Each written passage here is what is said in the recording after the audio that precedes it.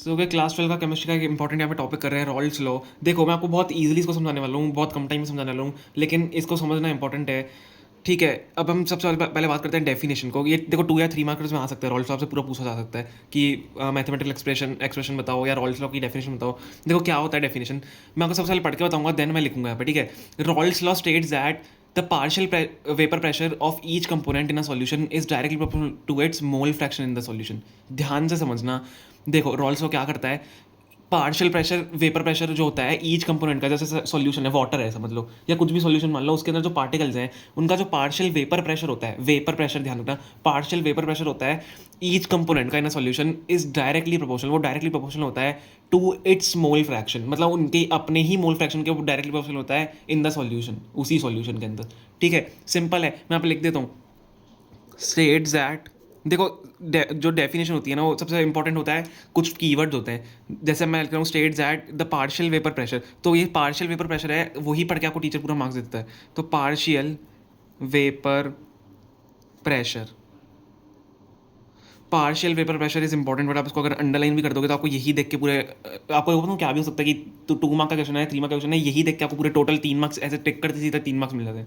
तो ये partial vapour pressure ऐसे कुछ कुछ वर्ड होते हैं इंपॉर्टेंट होते हैं ऑफ ईच कंपोनेंट। लेकिन ऐसा नहीं है, अगर आपको मतलब पूरी डेफिनेशन लिखने के लिए बोलिए तो आप बस यही लिख के आ जाओ पार्शियल वेपर प्रेशर, पूरे मार्क्स टोटल उसके मिलते हैं, क्योंकि डेफिनेशन भी कुछ कुछ चीज़ें पूरे पढ़ लेते हैं। ठीक है, ऑफ ईच कंपोनेंट, अब देखो ध्यान से, partial vapour pressure of each component in a solution is directly proportional, मैंने आपको जो बताया, इज डायरेक्टली प्रोपोर्शनल टू, अब क्या बताया मैंने, उसके मोल फ्रैक्शन के प्रोपोर्शनल होता है टू इट्स मोल फ्रैक्शन। ठीक है,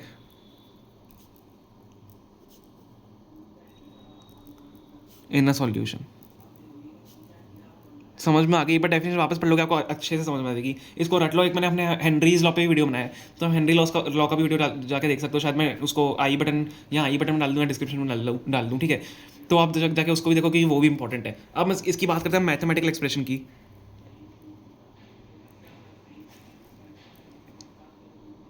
ठीक है, मैथमेटिकल एक्सप्रेशन यहाँ पे हम बात करते हैं। देखो मैथमेटिकल एक्सप्रेशन कैसे लिखते हैं, इसमें क्या होता है, जो पार्शियल वेपर प्रेशर है जो हमने बात करी, partial vapour pressure of a component, जैसे पार्शियल वेपर प्रेशर इसको पी मान लेते हैं, is directly proportional to the partial vapour pressure या वेपर प्रेशर, उसको नॉर्मल वेपर प्रेशर बोलेंगे, vapour pressure of the pure component, या मोल फ्रैक्शन भी लिख सकते हो। देखो मोल फ्रैक्शन कैसे वो होता है, तो मोल फ्रैक्शन लिख देते हैं। क्या होता है, पार्शियल वेपर प्रेशर जो हमने किया, partial vapour pressure is directly proportional to the mole fraction, मैंने ये लिख दिया है directly proportional to the mole fraction.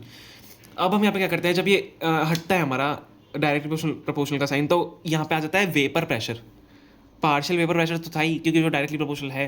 तो अब जब ये हटता है तो वेपर प्रेशर आ जाता है, जिसको आप रॉल्स या कांस्टेंट भी बोल सकते हो। तो क्या होता है, P is equal to P naught X हो जाता है। तो पी नॉट जो है यहाँ पे वेपर प्रेशर होता है, ये पार्शियल वेपर प्रेशर है, वेपर प्रेशर भी आ जाता है और साथ में मोल फ्रैक्शन है। तो ये जो हमारी होती है रॉल्स लॉ की मैथमेटिकल एक्सप्रेशन होता है। देखो अब रॉल्स लॉ में क्या होता है, आइडियल और नॉन आइडियल सोल्यूशन भी होते हैं। तो अगर आपको आइडियल और नॉन आइडियल सोल्यूशन में अलग से एक वीडियो चाहिए, आप बता देना, मैं आपके लिए बना दूंगा, क्योंकि वो भी इंपॉर्टेंट टॉपिक और वो पूछ लिया जाता है। पॉजिटिव, अब देखो नॉन आइडियल सोल्यूशन होता है और आइडियल सोल्यूशन होता है। नॉन आइडियल में 2 टाइप के होते हैं सोल्यूशन की, पॉजिटिव भी डेविएशन है और नेगेटिव डेविएशन है, तो उस पर भी हम वीडियो बना सकते हैं, और वो बहुत ज़्यादा इंपॉर्टेंट टॉपिक्स है। जैसे आइडियल सोल्यूशन रॉल्स लॉ को ऑब्जे करता है वो, और नॉन आइडियल नहीं करता है। इंटरमोलिकुलर फोर्सेज होते हैं, इंट्रामोलिकुलर होते हैं, तो उसका ध्यान रखना पड़ता है। तो अगर आपको उस पर वीडियो चाहिए प्लीज़ बता देना। बाकी मैंने आपको मैथमेटिकल एक्सप्रेशन और यहाँ पे डेफिनेशन बता दिया, जो कि आप अगर लिखोगे तो आपको मार्क्स पूरे मिल जाएंगे। बस पार्शियल वेपर प्रेशर को अंडरलाइन कर देना इंपॉर्टेंट है।